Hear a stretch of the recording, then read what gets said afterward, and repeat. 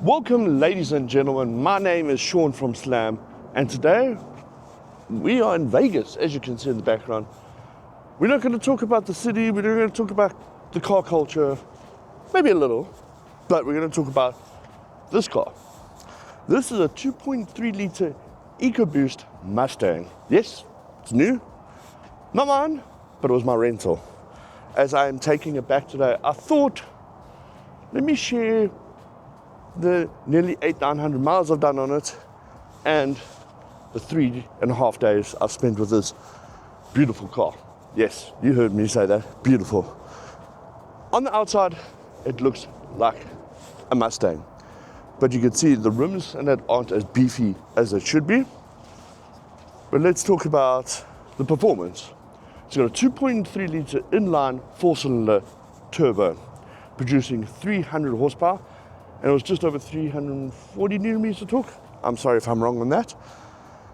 This is an amazing car. Beautiful. But we're going to check the outside, inside, and I'm going to tell you a few stories about it. So on the outside, it looks like a Mustang. And I'm not a big fan of silver and greys. That does look good. It is a good looking car. In my opinion, could use bigger tires and rims. We'll get to that also. And let's go look at the rear side. So on the rear side, it's got the classic Mustang lights. So if you see that going down the street, you know there's a Mustang in front of you. It's got twin pipes coming out, as you can see there, and fuel cap on the left. One thing I do like with the Mustang, the wide arches on the rear. You notice it here quite a bit on the outside, but you notice it very much on the inside. On the side mirrors, you see these beefy, kick-ass arches. Small little wing, spoiler, and the one thing I was thinking when I thought last night, let me do this review. So I was thinking, what does this compete against in European terms? Because we get this in Netherlands and Europe also. But what does it compete in price point and literal point? Because this is a 4-seater, but not really. It's a 2-seater plus 2 at the back, which you can put baby seats, which I'll show you just now. It actually kind of can. And it does have a pretty sizable boot. It's got a decent boot. As we're going to find just now, I'm going to put luggage in it. Maybe, I think, otherwise just happen. I really doubt it. But it's got decent boots. It's a nice size car. It's a bigger car, but it's not big, it's not massive. It's kind of a sports car, but kind of a GT style car. It reminds me of like the style, not the style, but the thought of the old Mark IV Supra. It's got the 2 seats in front, 2 seats in the back. The Mark IV Supra doesn't have a bigger boot. This has got definitely a bigger boot than the Mark IV Supra. So I was thinking, hey, Mark V Supra, 2-litre turbo. That's what this would compete against. Performance and everything. Why? Well, you don't get them in the States. You only get the 3 litres, which are, over 55 grand. This is $32,000. $32,000 for that. If we got them in Netherlands for 40,000 euros, which I think they're actually like 55, I'd have to double check. I'm going to put here the pricing. At that price, I think we would see a lot more of them at 35,000 euros or 32,000 euros. Yeah, because the euro is stronger than the dollar. So let's say 35,000 euros. We'd see a lot more of them. But then I thought, okay, let's compete against JDM type thing. Let's go 1 Toyota down, 86. And 86 is 2,000 euros cheaper than that.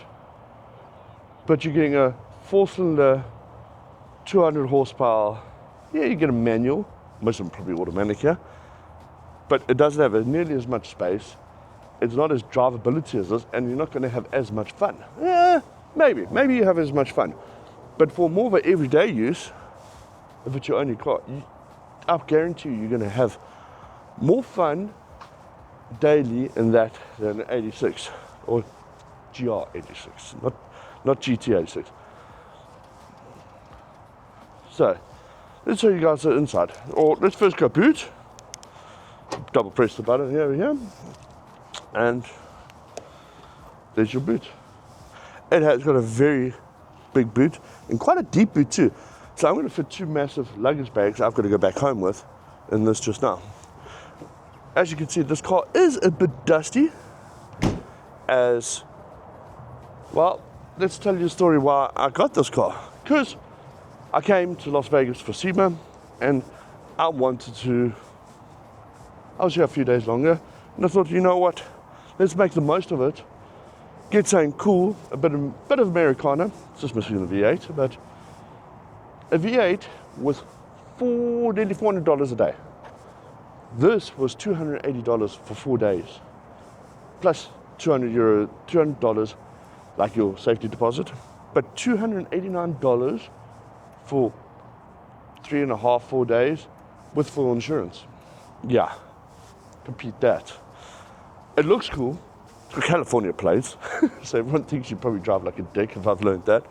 And I wanted to drive around Las Vegas and around a bit of Nevada and that, in the desert and that, to get some cool shots of me being in America, in sense, the Mustang.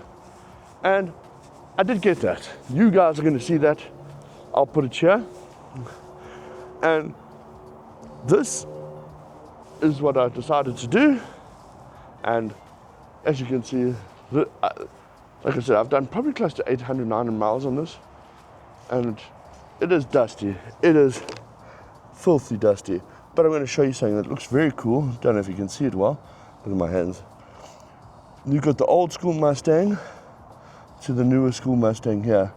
A little picture here, celebrating the Mustang. And that's one thing I like about these cars is they very much celebrate themselves. But anyway, let's carry on.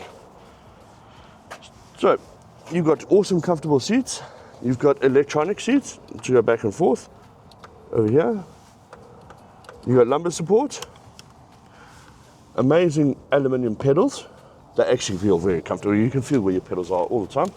And fortunately and unfortunately at the same time, only automatic. And this EcoBoost only comes in auto. I tried to see if you can get manual. I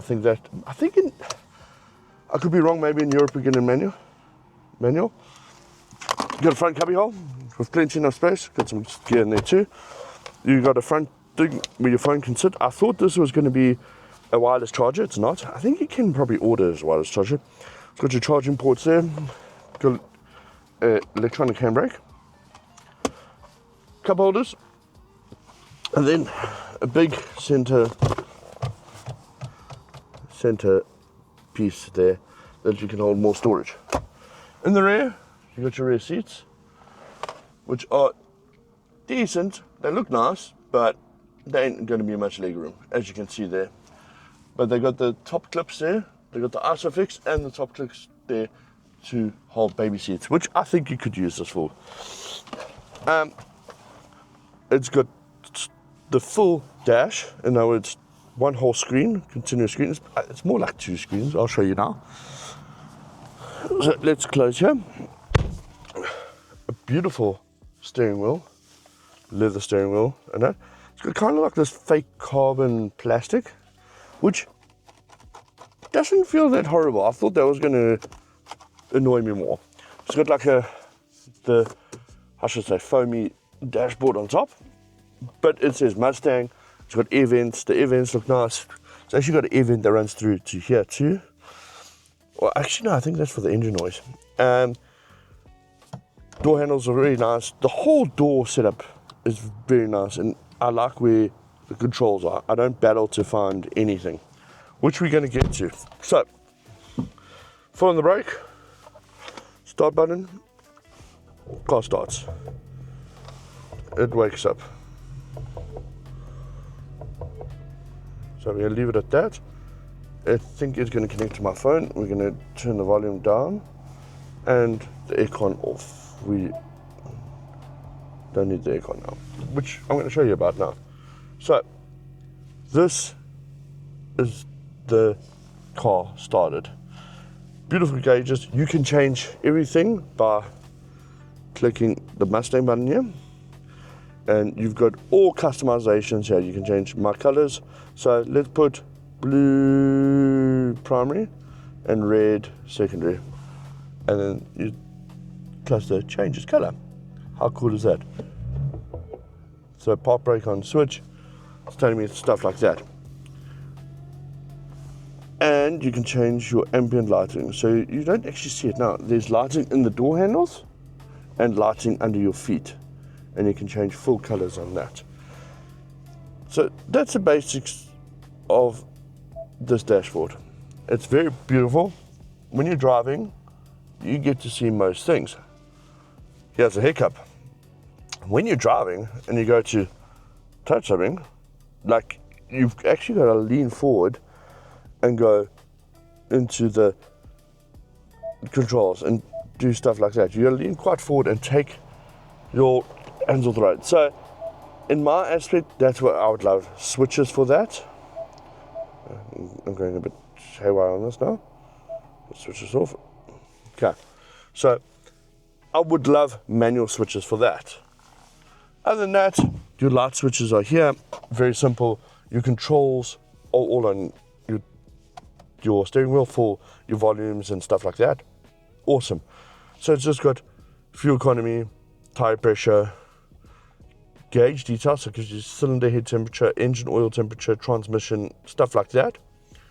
Air fuel ratio and voltage, and then your driving modes and seat belts. And lane assist and your trip. So now this is where we're going to go. Driving modes. We are in normal. You've got sport, so that wakes up the accelerator quite a bit more and makes the steering feel a little bit more sharper and really makes the gearbox a lot sharper. Maybe a bit too sharp sometimes. It shifts quite weirdly. This is a 10-speed gearbox. Yes, 10-speed. But it feels like a single clutch when you're hitting hard, eh? Then we got track mode, which gets rid of all the traction control, stability control, stuff like that. And yeah, other than that, I think it only is for that and probably does some stuff on the suspension. Then we got drag strip mode. Drag strip mode, I cannot confirm or deny. It's a very cool mode. So it's made to go straight line. It holds you. It does have a bit of like a traction stability control, more stability control when you launch. And it lets you do naughty things to the rear tires before you take off. Then obviously we've got slippery mode for when it's wet and snow and stuff like that. Sorry. So we're going to go back to normal mode. And then next point to talk to is this. Everything else feels fine.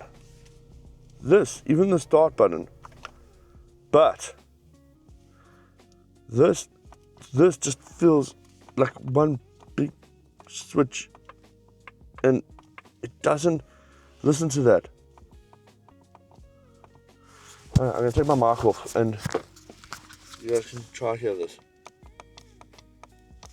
You know, it feels, in this whole car, everything else feels good or okay.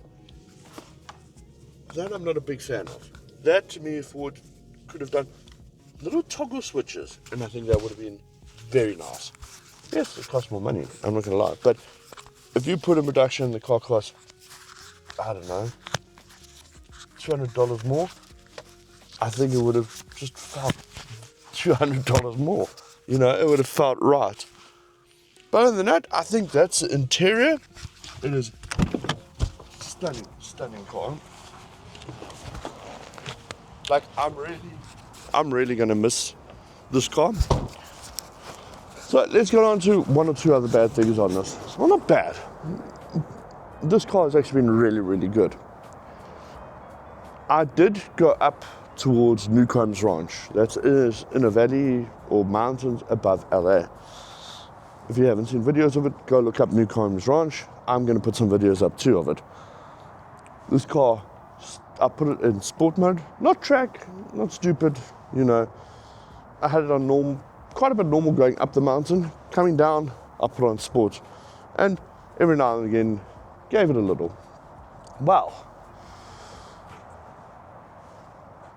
about a few miles in, I did get brake fade. Brake fade. If you don't know what brake fade is, it's when you've been pushing the brakes too much and you can smell them, they get hot, and that. So I started getting a bit of brake fade. I slowed down a bit, pulled off to the side of the road, and let it cool down. I did experience a little bit of brake fade going up the mountain, not even in sport mode, in a normal.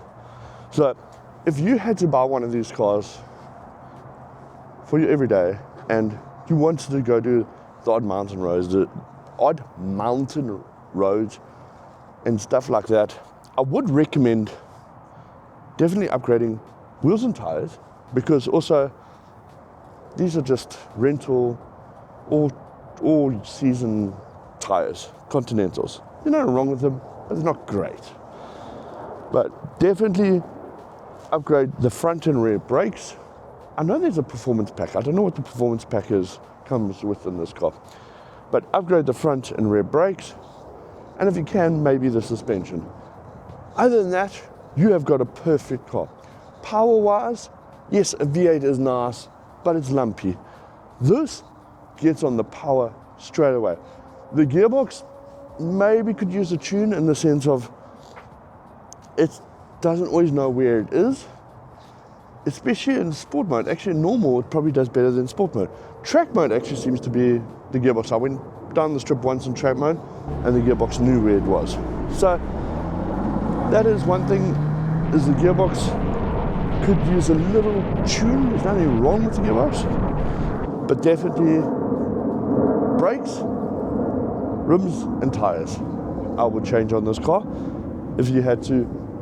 Give it beans a bit more often, should we say. But other than that, this has been a beautiful car and has surprised me through and through.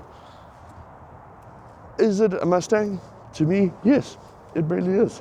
It's a Mustang that the basic person can afford. At $32,000, yes, it is expensive, but it's not retarded. And look at it. It is a beautiful looking car out here. Okay? Let's have a quick look at it from this view.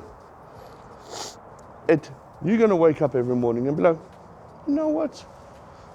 That's a pretty cool car to drive.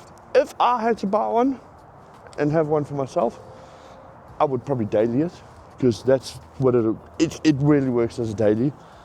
If you're not a family, if you're a single dude or single chick and got your other half, that's it, that's cool. Or if you've got a family car and you want another car, this is not bad. I would have it in like a dark blue. You get it in a dark blue, and I would change rims, tires, brakes, and maybe the exhaust a little bit. Change the exhaust a little bit. And the rest I would leave, because it still does look badass. But everyone, thank you for joining me on this little review. Hopefully I didn't waffle your ear off.